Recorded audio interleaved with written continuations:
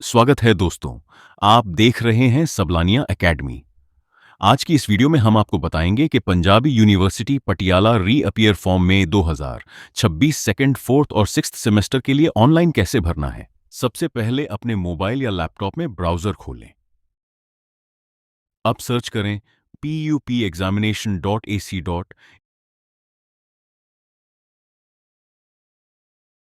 New registration form reappear पर click करें। सबसे ऊपर आपको सर्च बाय का ऑप्शन दिखेगा, यहां से आपको चुनना है रजिस्ट्रेशन नंबर। अब नीचे दिए गए बॉक्स में अपना पुराना रजिस्ट्रेशन नंबर सही सही दर्ज करें। ध्यान रखें, नंबर में कोई भी गलती न हो। Search pre filled registration forms पर क्लिक करें। क्लिक करते ही आपका पहले से भरा हुआ data pre filled form screen पर खुल जाएगा। अब दोस्तों, एप्लीकेशन नंबर डालने के बाद आपके सामने यह पेज खुल जाता है।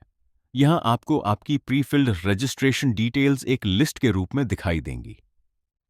अब आपको ध्यान से देखना है कि आप किस सेमेस्टर, सेकंड, चौथे या छठे के लिए रीअपियर फॉर्म भरना चाहते हैं। गलत सेमेस्टर पर क्लिक न करें। जिस सेमेस्टर के लिए फॉर्म भरना है, उसके सामने दिए गए हरे रंग के बटन पर click here to fill form using pre fill details पर क्लिक करें। क्लिक करते ही आपका पहले से भरा हुआ रीअपियर फॉर्म खुल जाएगा। इसमें आपकी बेसिक जानकारी अपने आप भरी हुई होगी। सबसे ऊपर आपको कॉलेज नेम दिखेगा। यह जानकारी पहले से ऑटोफिल होती है।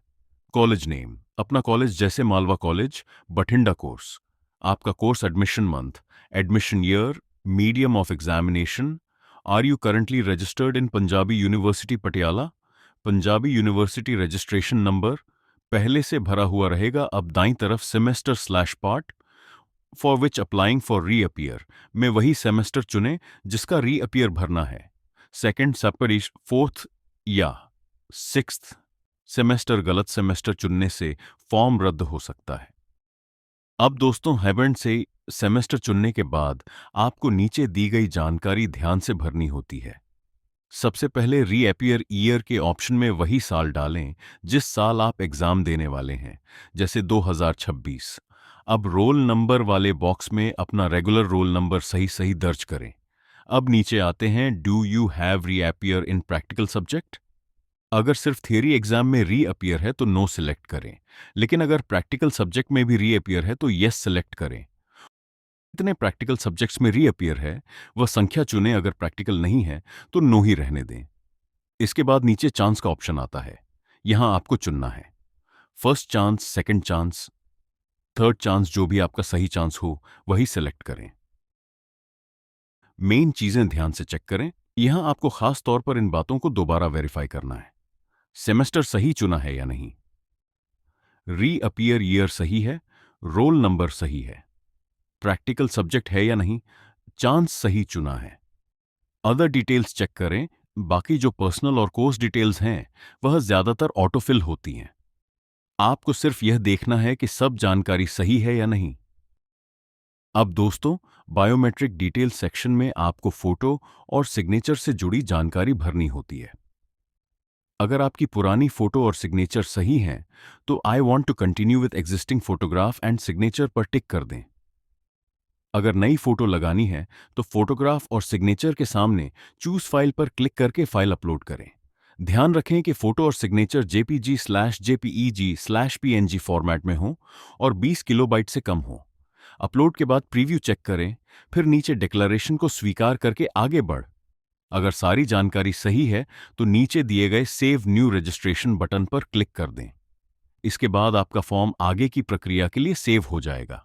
फॉर्म सेव करने के बाद आपके पास एक एप्लीकेशन आईडी जनरेट होगी।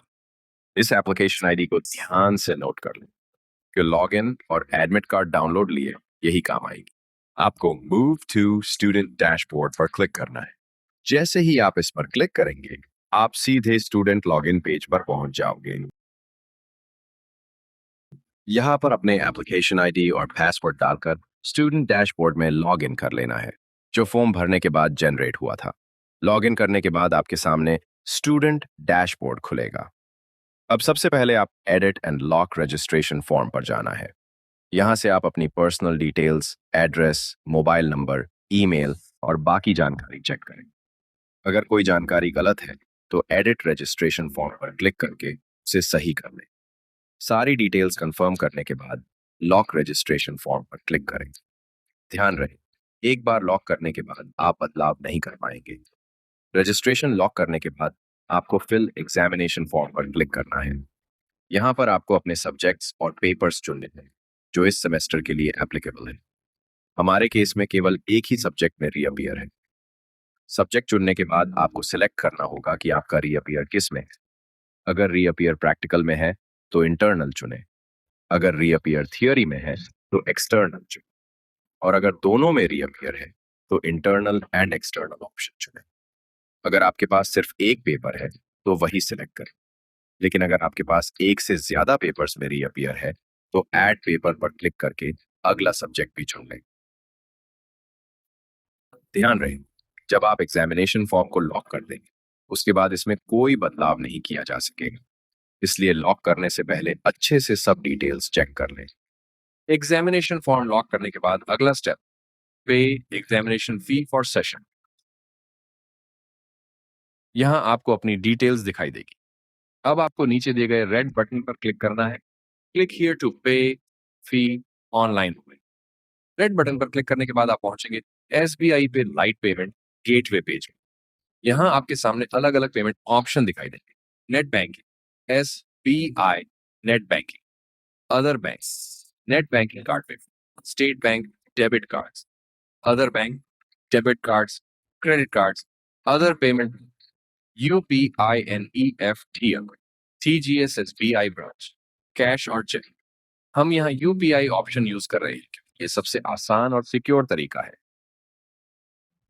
UPI पर क्लिक करने के बाद आपको दो ऑप्शन दिखाई दे, UPI ID डालकर पेमेंट करना या फिर QR कोड स्कैन करके पेमेंट करना। आपके लिए जो तरीका आसान लगे वही चुनें।